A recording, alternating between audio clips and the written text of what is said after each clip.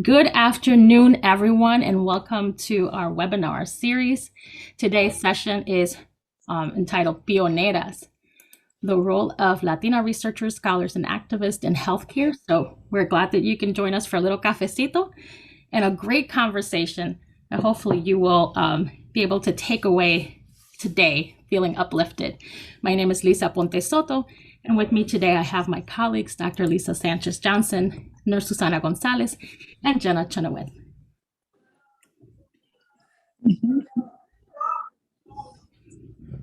And I just wanted to call out our sponsors for this session, the All of Us Research Program, as well as the Puerto Rican Agenda of Chicago, the National Association of Hispanic Nurses, Illinois chapter, and Tanoma Consulting. If you want to follow the conversation or have comments, please enter those in the chat, or you can follow the conversation on Twitter at Latinx Health or Tanoma Consulting. You can also tag us at Dr. Aponte Soto, at Sue Gonzal, at All of Us Research, or at non_Illinois. And Tanoma Consulting is a consulting firm that provides transformative, culturally responsive research, evaluation, and training services to advance health, education, and workforce equity. And you can learn more about us at www.tanomaconsulting.com. Now, I want to share, as we get started on this conversation today, a little bit about my own journey as a researcher, scholar, and advocate. And I will say my journey is certainly not a traditional one, but I'm excited to share so that you can also see the other opportunities that are available to us as researchers, scholars, and advocates. And I will say my early experience into science, as you can see in the little photo there of myself all the way into the upper left corner. I was born in Indiana, and there I am doing a very important study on spoons, doing tasting and checking out for the efficacy of the quality to ensure that when my mom got her cooking on, that it would be done just right. But I kid, but in all seriousness, I had an amazing transnational experience between Indiana, Puerto Rico, and Illinois, where I've currently have my roots and have been able to really build most of my career. As you can see there on the bottom, very early on, education was very important. And so there I am as the first Latina in my family to go to college on my mother's side. And then in the middle, that's me completing my Master's of Health Administration at Governor State University. And on the far right, the bottom, is, of course, receiving my doctorate from the University of Illinois at Chicago in public health, specifically in community health sciences, with a concentration in behavioral science and health promotion. And I'll share a little bit more about that journey as I continue. And I will say professionally, my passion for social justice and social services has really helped blossom my career in research very organically. I started a gap year, I would call, right? That prolonged for quite a few years after I finished my undergraduate degree at Loyola University and started working with Aspira of Illinois, where I just grew so much and had so many opportunities from conducting evaluation and, in a sense, really immersing myself in community engaged practices that were collecting data, reporting on data, and really very much research and evaluation oriented from a culturally responsive perspective. But little did I know, not having the formal training, that's what I was engaging in. And a lot of it, right, is owed to the woman here to the right, far right, Dr. Antonia Pantoja, who founded Aspira, again, with the intention of a spirit of social justice and providing equitable educational services to youth. The organization started in New York and blossomed across the country and in Puerto Rico. And that journey continued in community engagement as I was afforded more and more opportunities, building on the TRIO programs that I worked for through Aspira at Daly College, and then with other programs that were funded by the National Science Foundation and various other programs, working under faculty that were doctoral trained, right, that had their doctorates, who were amazing mentors in STEM science and technology and engineering, right? And so in that experience, I was able to immerse myself in so many amazing spaces and have such great opportunities, but more importantly, work in tandem with community to bring their voices always to the forefront and creating opportunities for youth to continue to build that pipeline in STEM. And here you see a few more of those highlights. Among those many opportunities, working with the Society of Hispanic Professional Engineers. I didn't have a background in engineering, but there I was in this amazing opportunity and space to contribute and work with students and work with scholars across the country in this space. And really, I feel like that was the turning point that pushed me to recognize that I needed to continue pursuing higher education and completing my graduate studies. But here, I, as you can see, I had an amazing opportunity to even collaborate with scholars at NASA. And shifting into graduate studies, as I was exploring and contemplating, I knew that science and my passion for science had to, be the route that I took. And in that, I connected with a researcher at Governor State University, Dr. Jay Shin, who you see pictured on the top right, who was just the most amazing mentor. He was an economist.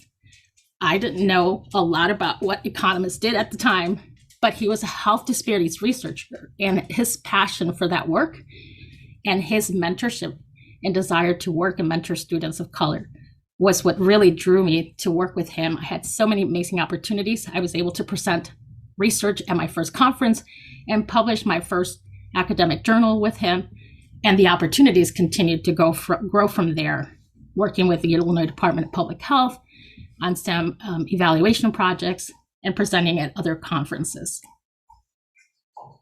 And then that led to, well, you have to get your PhD now, and you can't stop there. And of course, with PhD tracks, you were really encouraged to pursue a very traditional track, right? You get your PhD to become a faculty member within an academic institution. And this is where I say my journey's not traditional. As I stepped into those spaces, I always knew and felt that that track was not for me. I had worked so long within community that for me, it's sort of a blended experience where I can be an adjunct faculty and teach as an adjunct faculty, but also work in other spaces. So through those opportunities, I worked and studied at Rush University Medical Center under great researchers who also took me under their wings, had other opportunities to publish and continue building my culturally responsive research lens, and learned about the American Evaluation Association and continued to build my culturally responsive training practice through them, not just in evaluation, but most importantly in research, and got to establish and create spaces for Latinos to become more visible as leaders in the evaluation space by helping co-found what is now called La Red, or the Latinx Responsive Evaluation Discourse Topical Interest Group of the association. And I'm going to take a quick step back. And I wanted to highlight Dr. Aida Diachelo, who you see there, who I will share more about in a moment, about her person in a moment. But I did want to say we're uplifting her and highlighting her today as one of our pioneras, who has really been in the trenches, longstanding and visible and present in our community, most importantly in our Chicago community, really advocating for us, not just in community, in healthcare and education, but also mentoring and coaching Latina scholars. And she has been an incredible mentor. Had it not been for political reasons, I would have been blessed to have her on my dissertation committee. But nonetheless, she ensured that she had her light come through my dissertation as she provided me guidance independently. And here are my top 10 list tips for excellence. As you continue to think through and evolve on your own journey, get involved. Don't let fear win. try new things and be open to opportunities, be prepared, learn to work with teams, listen attentively, follow your passion, always, always, always. Ask questions and build your network. Continue to build your network always.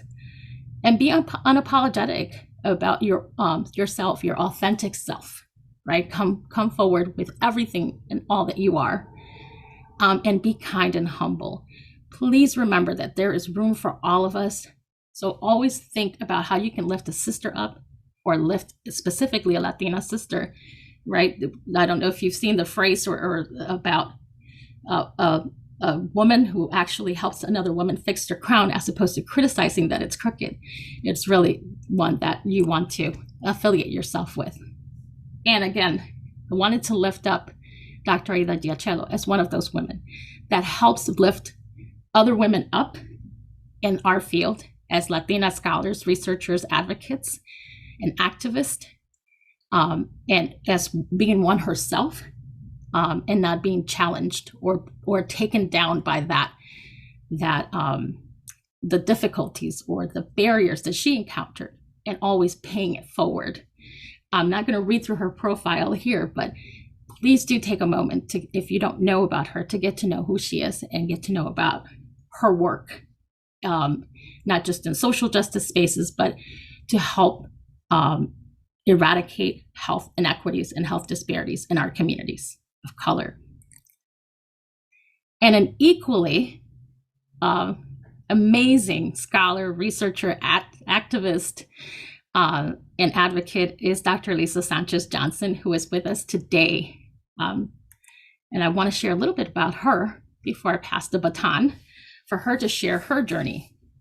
Dr. Lisa Sanchez Johnson is Vice Chair for Research and Associate Professor at the Department of Family Medicine at Rush University Medical Center, where she's also co-chair of the Diversity, Equity, and Inclusion Work Group in the Department of Family Medicine, and is a licensed clinical psychologist. She is founder and current chair of the Latinx Health Equity and Health Disparities Special Interest Group in the National Latinx Psychological Association. She has over 26 years of experience conducting research and clinical work with Latinx, Blacks, and other ethnic minorities in the area of culturally competent health behavior assessments and interventions.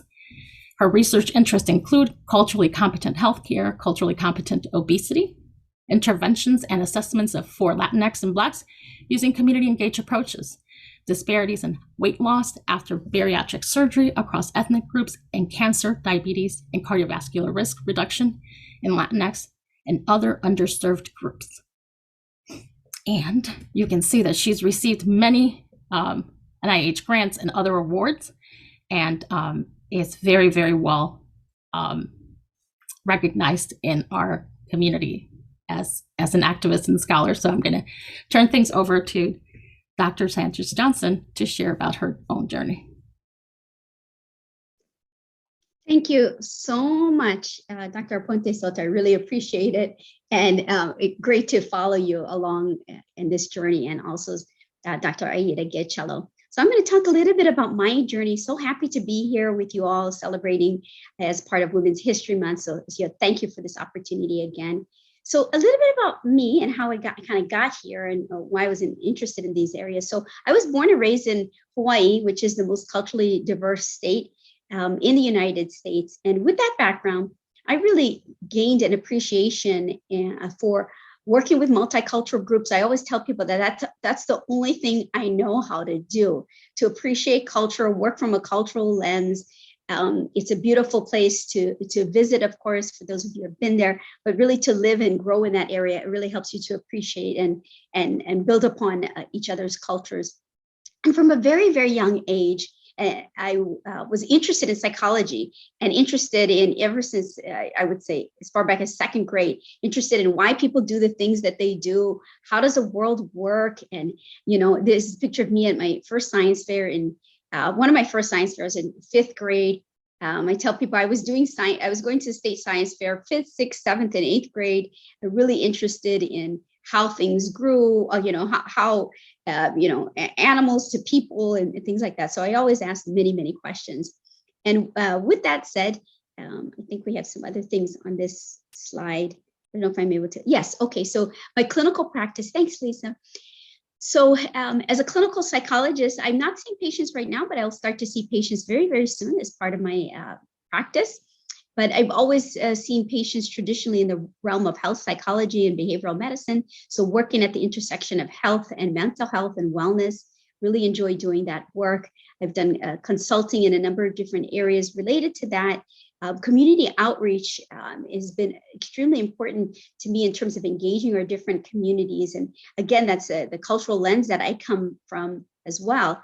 My education and training, what I want to mention here is that I started off at community college. And I say that in a very proud way, because I always believe and want to tell people that it's really not where you started out from, it's where you really want to go. And to let people know where you want to go is critically important as we build up each other and also seek to get to the next level.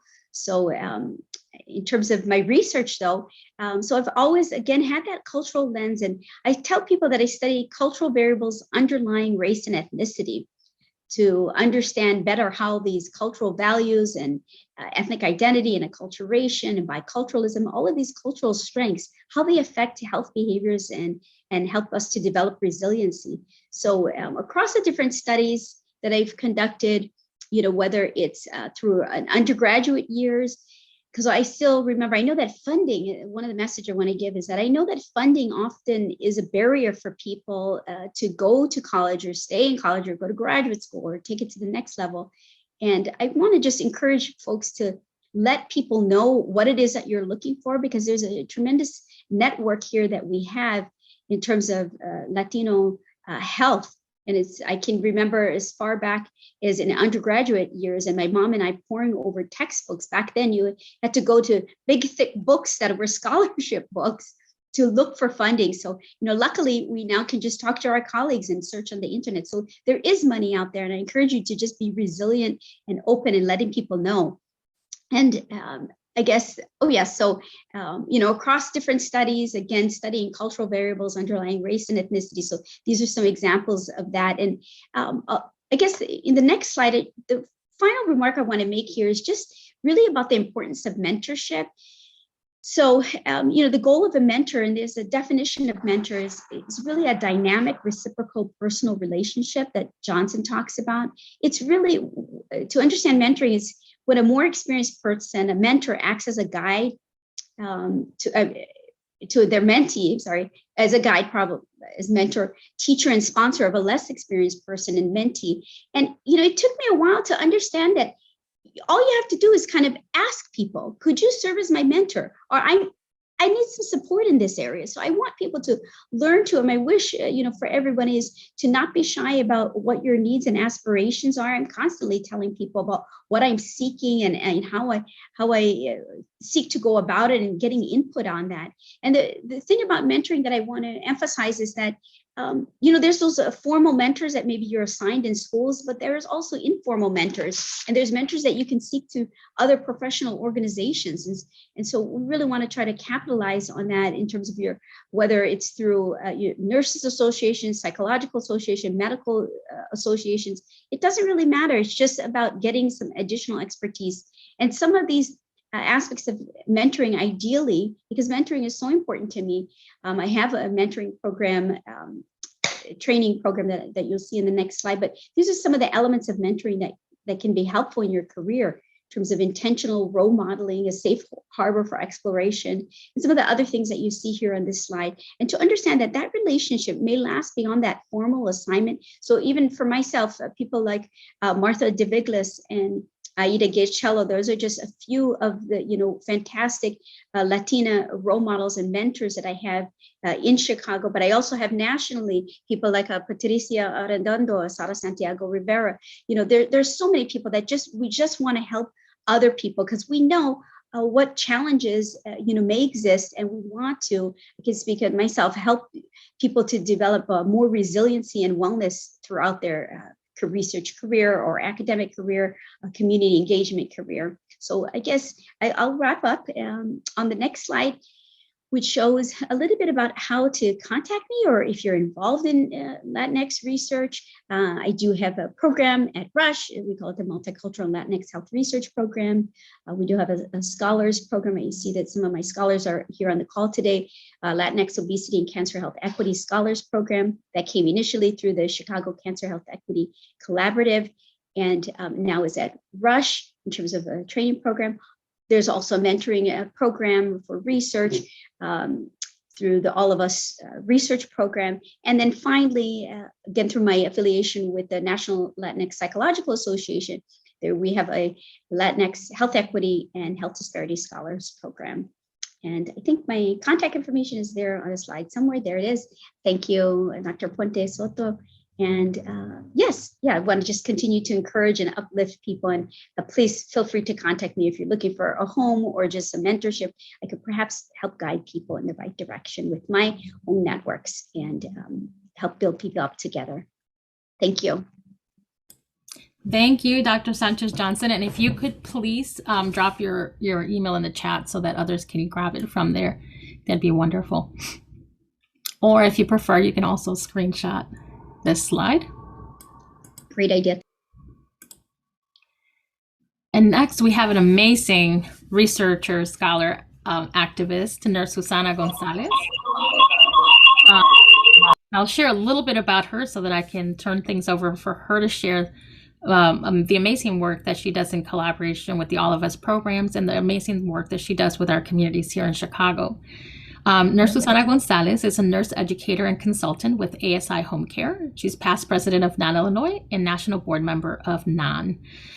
And she's an amazing nurse advocate and leader who fully commits to everything she embraces. Her purpose in life is to leave this world a little bit better than she found it, and who couldn't attest to that if you know her. She's an exemplary role model and servant leader dedicated to aspiring nurses through mentorship and developing the next generation of bilingual, bicultural, Spanish-speaking nurses and promoting all levels of education in changing their lives. Currently, she serves as a nurse consultant and educator, providing education services for home care agency in Chicago.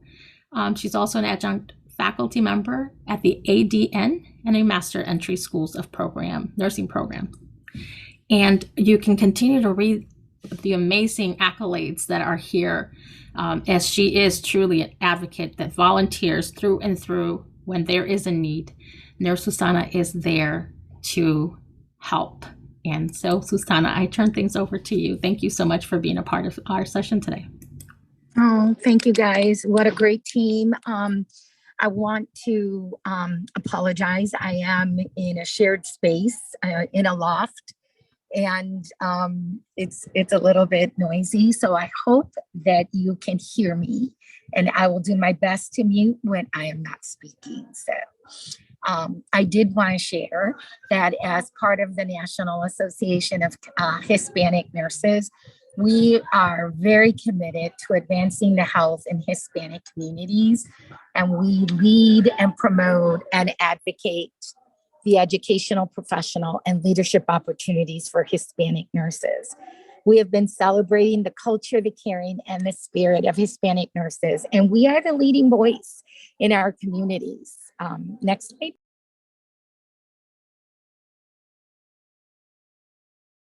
So a few minutes ago, Jenna, one of our colleagues from All of Us, did drop the pre-activity assessment link, as this is part of work that we want to do as Latinas to get the information out for all of us and our research work that we're doing in the community. So please, if you take a few minutes and you can do that, that would be greatly appreciated. Thank you. Next slide.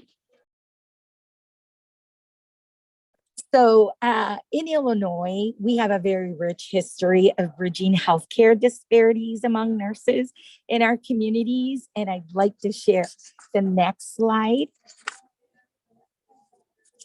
So one of the reasons we share is because pictures tell many stories, and they leave marks in our hearts. And I wanted to share that as we were looking as pioneras and as trailblazers and Latinas who lead Our founding mother, Jesusita Pedrosa Sepulveda, founded the Illinois Hispanic Nurses, and may she rest in peace. She has since passed.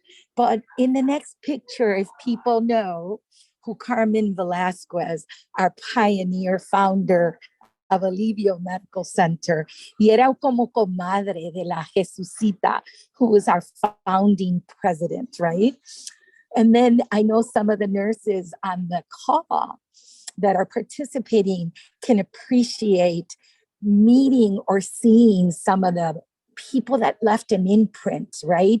When we look at what Dr. Sanchez said, who leaves a mentor, who leaves a role model, who leaves that imprint?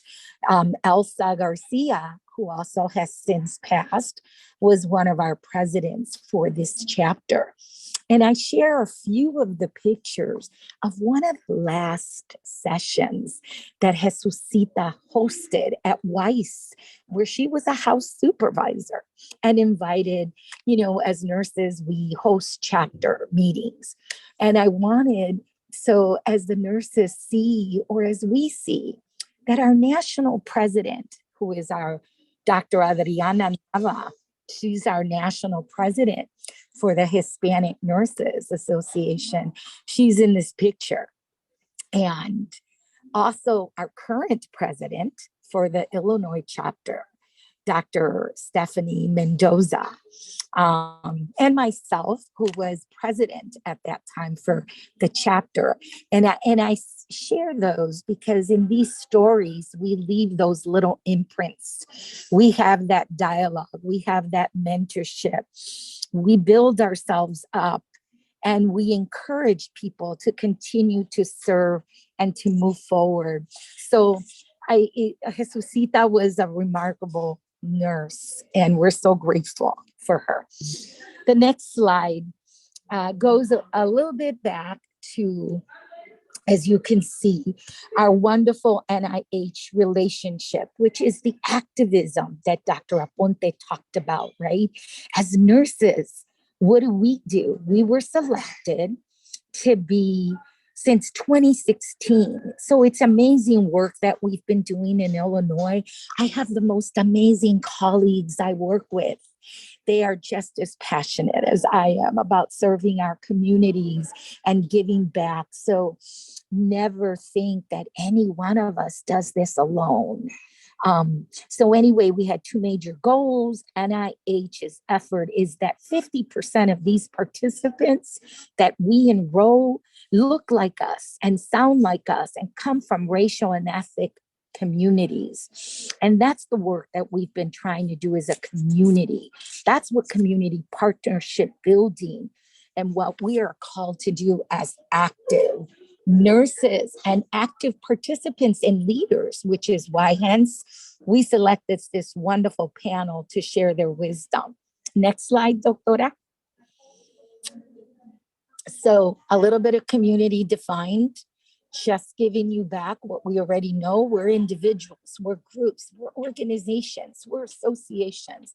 We all have this formal and this common characteristics of what we want to do or similar concerns so that we can work together.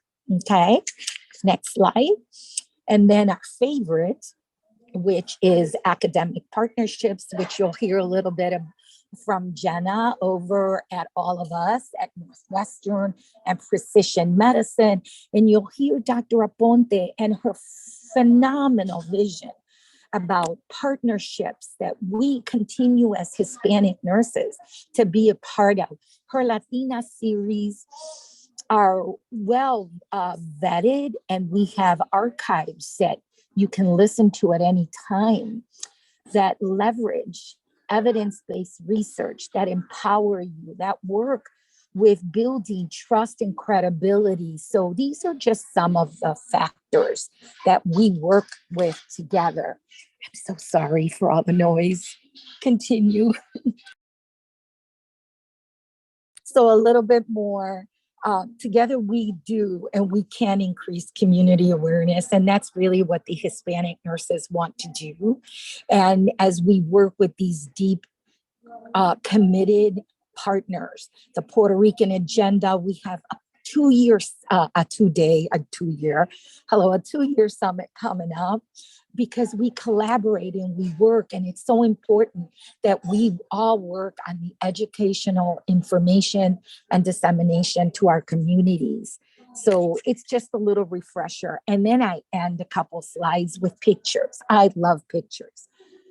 Next slides, again, vested amazing Latina webinars that Tanoma Consulting archives best practices. They're available to you as researchers. They're available to you as motivators and as healthcare professionals who want to do more. So by all means, look for us and email Dr. Aponte. And then the next slide, I think also, of course, how can we not end it with, there's Dr. Giucello in the group with the Hispanic nurses at one of our amazing outreach initiatives where we work and we collaborate together. Our goal is to do outreach and information and education on all of us. And then for our wonderful precision medicine to enroll our participants and have them be a part of history. So with that, we'll leave it open later for questions and answers, but I hand off to our partner, Jenna, over at Northwestern. Thank you. And we're so honored to have Jenna Chenoweth join us. I want to do a quick introduction before I pass it over to her. Jenna is the Director of Research Engagement for the All of Us Research Program at Northwestern University, and she joined the team in July 2018 and now serves as the Director. She supports the Illinois Precision Medicine Consortium's communication and engagement for Northwestern University. Prior to that, and prior to relocating to Chicago, she resided in Anchorage, Alaska. So very cool. I'm sure that Chicago feels warm to you. But in Anchorage, she supported health and wellness nonprofit organizations focused on serving underprivileged individuals from all backgrounds. She currently resides in Wisconsin and enjoys her ongoing work with the underrepresented in biomedical research communities, specifically in rural areas. And thank you so much. We're so grateful to have you with us today, Jenna. Thank you, Lisa. Thank you, Susie. Thank you all, ladies. In attempt to follow the remarkable stories that you've all been hearing from the wonderful women today and organizations, I do want to share a few minutes on the All of Us Research Program and keeping my eye on the time. I am very passionate about the work I do at the All of Us Research Program, and so much so that I started out my journey as a temporary staff member. I worked as a research study recruiter, and I like to say, about 4 years ago, and I haven't worked back. I've even worked in our participant center. So again, I want to highlight opportunities for all of you here to get involved or participate and network in health research like I have, but also serve, as you heard earlier, an informal mentor. So reaching out to me if you have questions or would like to chat about any aspect of our program. We can go to the next slide. This is our short, less than 2-minute video, Lisa, and it talks a little bit about precision medicine, and they say it way better than I ever could.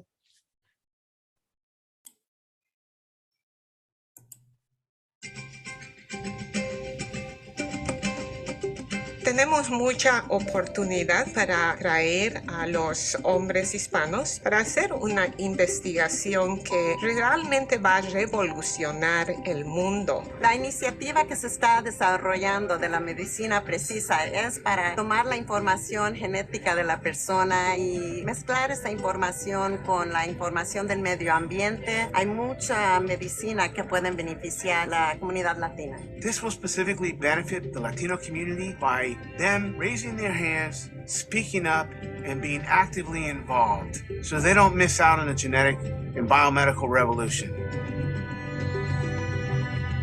Health is wealth. And if you're not healthy, you can't be as productive, so you can't take care of the familia. So what we want to eliminate is fear. Es un recurso de conocimiento para el futuro. Es importante que eduquemos a nuestra comunidad a participar, porque si hoy puedo prestarme para esas investigaciones, mañana mis hijos pueden ser beneficiados. Fui diagnosticada con cáncer de mama hace 3 años. Si yo hubiera tenido más información, mis decisiones hubieran sido completamente diferentes. Después de mi segundo diagnóstico, decidí cambiar mi alimentación y mi estilo de vida completamente. Me encantaría participar en programas para animar a las personas a participar en estudios. Yo estoy muy contenta de que esta va a ser una gran oportunidad para que podamos prevenir enfermedades en el futuro y tratarlas mejor. We as the Latino community, we as Latino providers, we as community activists, health activists, encourage all of us to stand up and be represented so that we all benefit, not just for ourselves, but for our children and our children's children.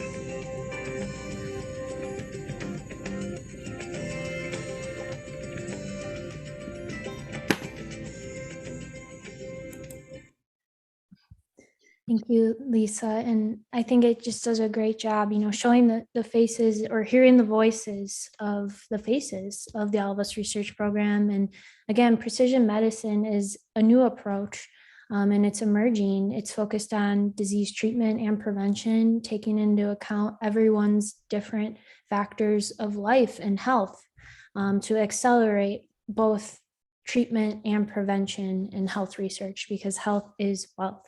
I think this slide does a really great job highlighting the 3 main reasons, I like to say, for why we need this unique program. Research studies focus on specific diseases or population, and All of Us is covering a wide array of health conditions. So not all people look the same, and we welcome participants from all backgrounds and walks of life. Second, precision medicine, as I said, is still very new. So this program is helping build a resource for our researchers, our scholars, our activists. And last but not least, the data that we're collecting is being shared with our participants because we view them and consider them partners. So it's not just benefiting our researchers to conduct further studies, but the participants who are engaging with us. And we can take a look at our next slide. I think this does a great job showing the overview of our participants at a national and a local level. But the one thing I want to highlight here is within the Illinois Precision Medicine Consortium, we have over 4,000, which is roughly 10% of our participants identifying as Hispanic, Latino, or Spanish. And we want to see that number grow. We can go to our next slide. One of the benefits of participating is that our participants get their DNA results over time. And so our program is looking at different types of information, such as ancestry or where your family comes from. We heard about that earlier. Traits, why you might love or hate cilantro, for instance. And last but not least, health-related results. So whether you might have an increased risk of developing health conditions or how your body reacts to taking medication like Tylenol. We can go to the next slide. This is a really exciting one. And, with a short amount of time, I usually don't spend a ton of time highlighting this, but we reached a new milestone on March 17th, and we're really excited about it. We actually released our first set of DNA information from participants into our workbench, our All of Us Researcher workbench, and that includes over 100,000 participant whole genome sequences. And because we're returning that health-related DNA results to participants, we've partnered with a genetic counseling resource known as Color that supports our participants and their families understanding those results. And again, the ultimate goal here is really to enable precise approaches to healthcare and research for all different types of populations. And we can go to the next slide. So hopefully some of you are wondering, I want to learn more. I want to get in touch with this national research program on a local level. So if you are interested in, learning more, either as a participant, a researcher, a partner, or what we like to call our champions, I'm going to drop my email in the chat now. Please feel free to reach out to me. And I do want to end on one more slide and invite everyone here today to an upcoming event that is hosted by the All of Us Research Program, known as the Researchers Convention.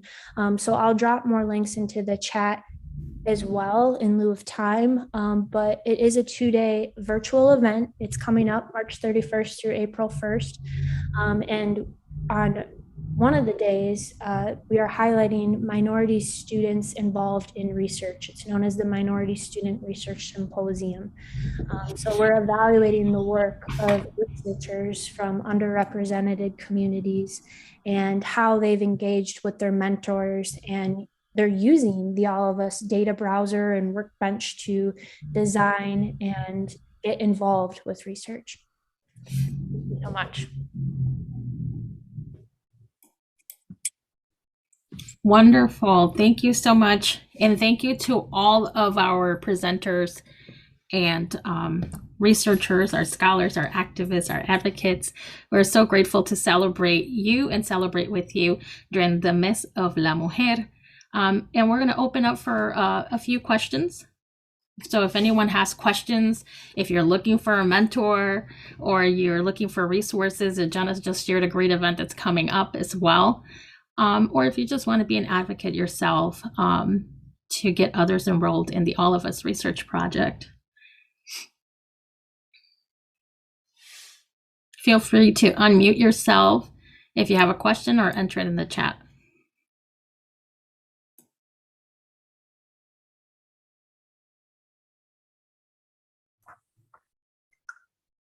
Hello. Yes, go ahead.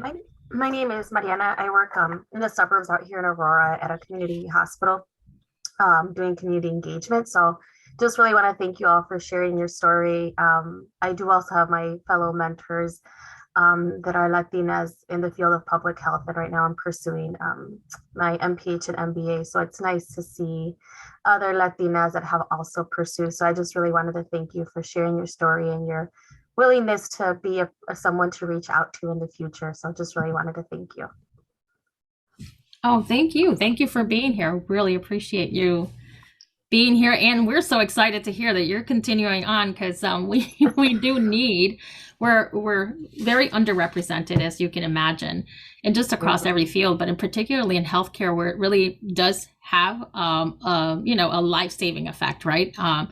Not having culturally competent, bilingual, bicultural healthcare professionals across the spectrum of all healthcare roles is so critical, because it really could cost someone's life if we don't have someone there that can effectively communicate, get the right information to people. And as you heard, even in the All of Us video, right, from the woman that said if she had more information, she would have been able to act on sooner. Yeah, more differently. Go ahead. My field started in breast cancer navigation, from screening to diagnoses, and was specifically amongst Spanish-speaking Latinas. And that's where I realized exactly what you mentioned. My program, or this, can only take it so far without having true decision-making at the higher level to make meaningful change versus just a temporary program or something in that capacity. So that's really, I knew eventually I needed to go to higher, pursue graduate school in the future, but I'm glad I took that break, because now I have like real life experiences applying it to your graduate level. I don't think I would have seen it with the same lens as if I would have done it right after my undergrad. So it's so true. And you bring an incredible additional layer of wealth of knowledge, right? Because you have that lived experience lens from that perspective of working really intimately with community as an advocate from that position of a community health worker. We had Brenda Rodriguez, I believe, share a few months ago through our series, a webinar, you can find it in our archives, where she was sharing about how important community health workers are as researchers. And so I think even that trajectory, right, of continuing to study and elevate our community health workers to continue to build their skills as researchers as well. Yeah. So that's what I wanted to just share. Just really thank you. It's nice I saw it pop up and I registered, and I'm glad I checked it out. So. Oh, wonderful. So thank you. Does anyone else have a question or a comment? Maybe you have a question for Dr. Sanchez Johnson.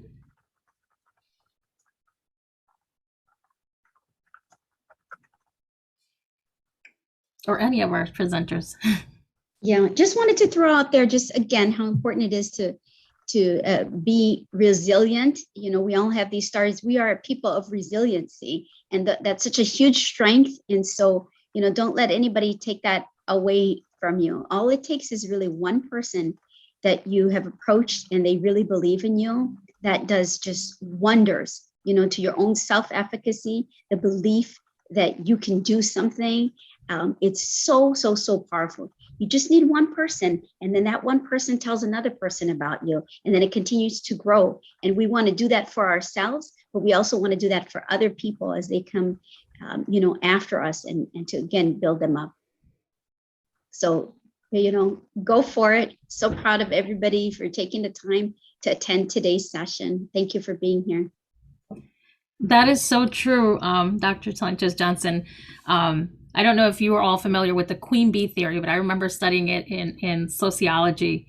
And it's when women in workspaces have worked so hard and they've been so beaten down and gone above and beyond, right, to reach a certain level of status. And they're somewhat, for lack of a better phrase, right, bitter, right, from the process. And someone can approach them for mentorship and guidance, and they can feel more threatened than open to supporting the person. And they may say things like, well, no one helped me. And I've been through that, right? Where someone has said that, well, no one helped me. So why, you know, like, why should I help you? And so it's important, I think what we're trying to echo here today as we celebrate each other, to, again, not to get caught up in that, right? To know and not feel threatened, to live fearlessly in your spaces while lifting other women up and helping each other, because we're going to all benefit more from that. There's room for all of us. And there's a need. There really is a need for all of us. There's just not enough of us. So we need to continue to lift each other's up and be a queen that straightens the crown, as I said, and lift a sister up. Other comments? Well, we can take one or two more comments or questions.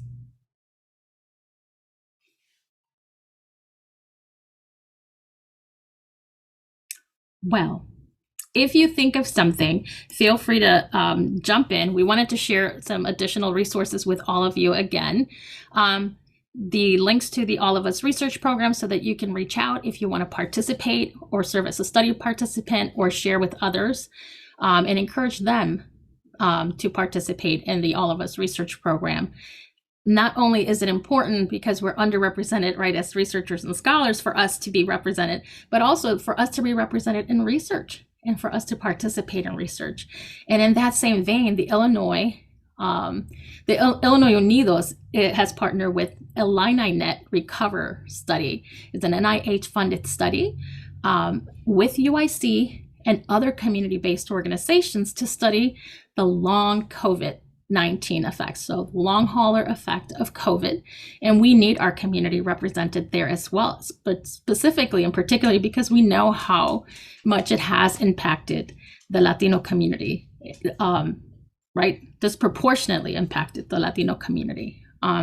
So if you want more information about the Recover study, you can go to the link that's posted, or you can email us at illinoisunidos@gmail.com. And there you also have information on how to connect or learn more about the National Association of Hispanic Nurses, and also the Puerto Rican Agenda of Chicago. You heard Nurse Susana mention the Health Summit on September 28th through the 30th. So it's a 2.5-day event. We are going to be hosting a health summit for the Puerto Rican Agenda through the Health and Wellness Committee. It follows the legacy of Dr. Aida Giacello's 2020 Health Summit. And so we ask for you to come join us and be a part of this space as we continue to address inequities in our communities, particularly as it pertains to health. And also, the Puerto Rican Agenda of Chicago's Health and Wellness Committee will be hosting, under the leadership of Dr. Sanchez Johnson and in collaboration with us, the Latino Latinx Scholar Series. So we'll be providing additional professional development support services from workshops and discussions, etc. If you want to learn more, you also have Dr. Sanchez Johnson's email, but if you want to learn more about that, I'm one of the co-chairs of the committee. Feel free to reach out to me as well. And lastly, a shameless plug, I will be speaking next week at Governor State University on, again, continuing to honor women, but more so from the lens of honoring our ancestors and embracing our inner goddess. So that will be next Thursday. If you want to learn more, feel free to email me about that as well. And Atabey is the goddess of fertility. So this is fertility in many senses, I won't say, but if you don't know, it's in terms of Taino culture, Atabey is the goddess of fertility, or some people may know her as La Mujer de Caguana. Well, we want to thank you all again. Thank our speakers, Dr. Lisa Sanchez Johnson, Nurse Susana Gonzalez, and Mrs. Jenna Chenoweth for joining us and being a part of our session today. And we want to thank all of you who took time during your lunch break, your coffee break, or whatever break you took to be here and join us during this session. Again, feel free to reach out if you'd like to connect with us, if you have thoughts about a session or anything else that you'd like to share or need support with. We are just so grateful to have had this opportunity to celebrate women during El Mes de la Mujer, but particularly Latina women, and to highlight Dr. Aida Yachelo, who is, among many things, as you heard, one of the founders of the largest study of Latinos, Project Sol, along with Dr. Marta de Vigles, who you saw in the All of Us research video. And so, again, remember to not be a queen bee, not be the crab in the barrel that's pushing everyone down to climb high, but climb high with others by lifting each other up, fixing each other's crowns, supporting each other, mentoring each other, sharing resources, and being fearless, and all embracing your authentic selves. Thank you so very much again. Peace and love, everyone.